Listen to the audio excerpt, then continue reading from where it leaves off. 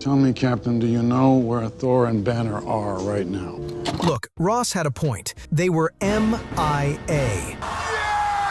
Thor was hunting Infinity Stones, and Hulk was halfway to Sakaar. But imagine they were present in that conference room as Ross shoves the Sokovia Accords their way. Do they sign with Team Iron Man, Team Cap, or they shatter the whole table?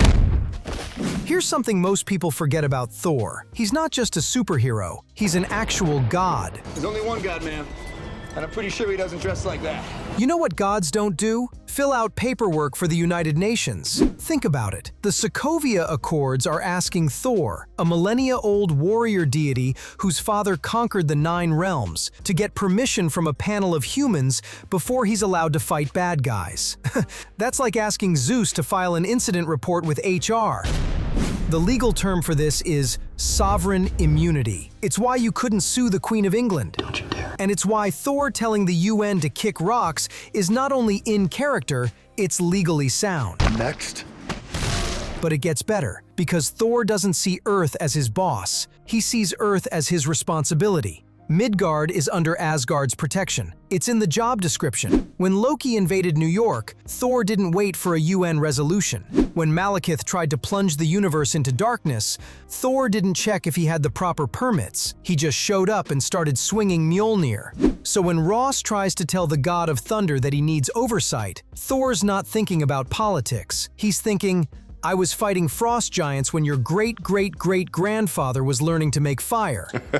But okay, let's say Thor considers it. Maybe out of respect for his friends, he sits through the presentation. And then he looks at Tony Stark. Shakespeare in the Park? Doth mother know you weareth her drapes? You remember Age of Ultron, right? Tony and Bruce created Ultron without telling anyone. Thor was so pissed. There's this moment in the movie where Thor's rage is barely contained, and you can see it in his eyes. Now fast forward to Civil War. Tony's argument for the Accords is basically, we need oversight. We're dangerous without it. And Thor's sitting there like, didn't you build the thing we needed guardrails from? The Accords are Ultron 2.0. They're Tony's guilt dressed up as policy. It's the same energy. Let's build a system to control the chaos. Except the last time Tony built a system to control the chaos, he lifted an entire city into the sky. Meanwhile, Captain America is the guy Thor trusts. You know that scene in Age of Ultron where everyone tries to lift Mjolnir at the party?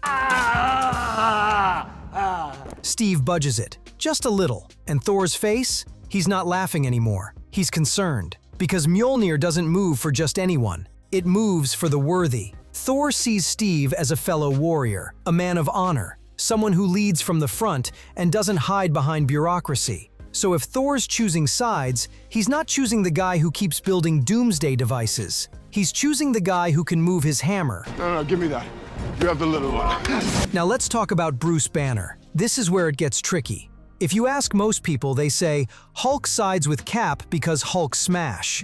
But if you strip away the punching, Bruce Banner is actually the strongest candidate for Team Iron Man, based on 3 valid reasons. Number 1, the fear of the Hulk. Banner's primary psychological driver is the containment of the Hulk. The events of Age of Ultron were a worst-case scenario for him. The Hulk's rampage, triggered by Wanda Maximoff, caused massive destruction and terrified the public. Banner was so distraught that he fled Earth in a Quinjet to ensure he could not hurt anyone else. Number 2, the Science Bros dynamic. Banner shares a deep intellectual and emotional bond with Tony Stark. Stark was the only Avenger who embraced the Hulk not as a monster, but as a valid aspect of Banner. No surprises. Ow! Hey! Nothing? Stark provided Banner with a home at Avengers Tower, funding for his research, and a judgment-free zone. This loyalty is a powerful tether. Number 3, accountability. Banner agrees with the premise of the Accords. He knows that unlimited power without oversight is dangerous. He co-created Ultron with Stark specifically to create a system that would render the Avengers and the Hulk unnecessary. The Accords offer exactly what Banner has always wanted: safeguards. A system that stops him from being a monster. So, it's an open and shut case, right? Banner signs the paper and fights Cap. Except, no. See, Bruce Banner's brain might agree with Tony, but Bruce Banner's survival instinct is screaming at him to run as far away from the Sokovia Accords as physically possible. Why? 2 words: Thaddeus Ross. Reload. You might have forgotten because it was 2008, but General Ross didn't just want to arrest Banner. He pursued him relentlessly, dismantled his life, and created the abomination in the process.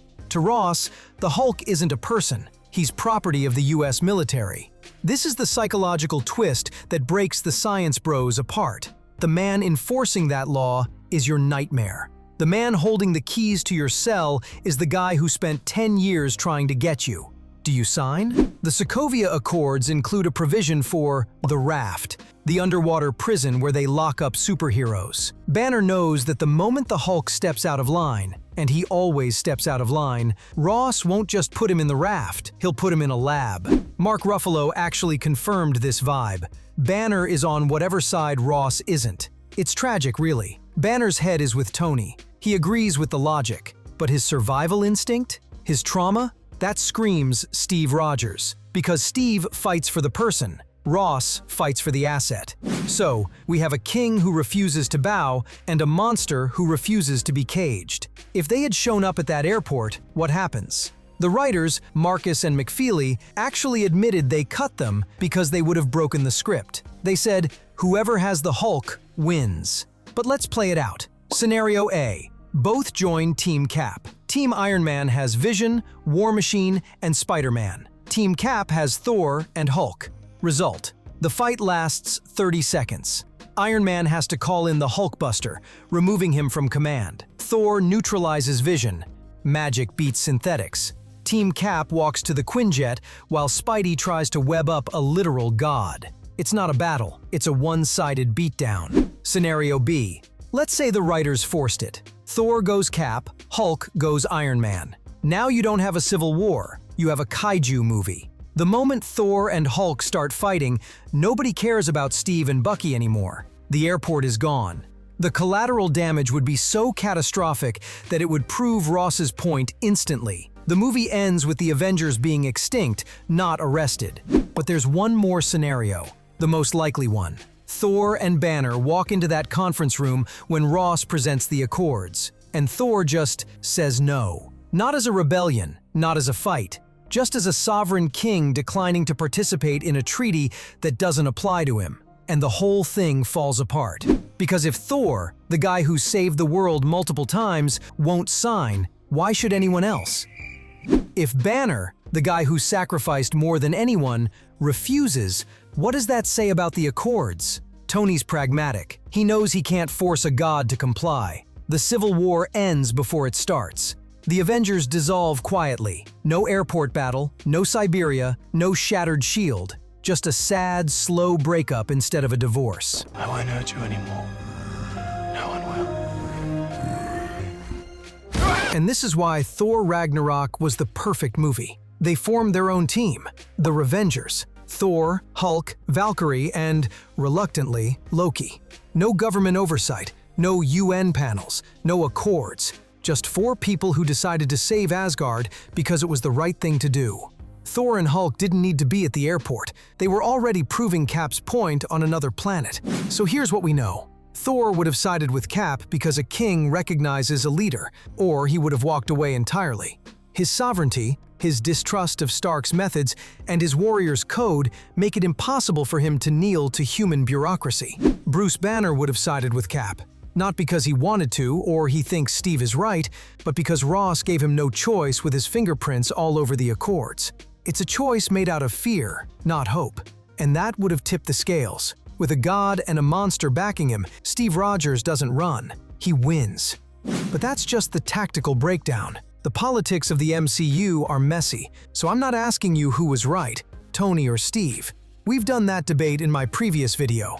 I want to know this. If Thor and Hulk were sitting in that conference room when Ross hands over the Accords, does the team still break up? Does Tony back down out of fear of the Hulk? Does Ross try to arrest Thor on the spot? Who wins the vote? Let me know in the comments. I'll be down there arguing for Team Revengers. Do well to subscribe. Thanks for watching. I'll see you in the next one.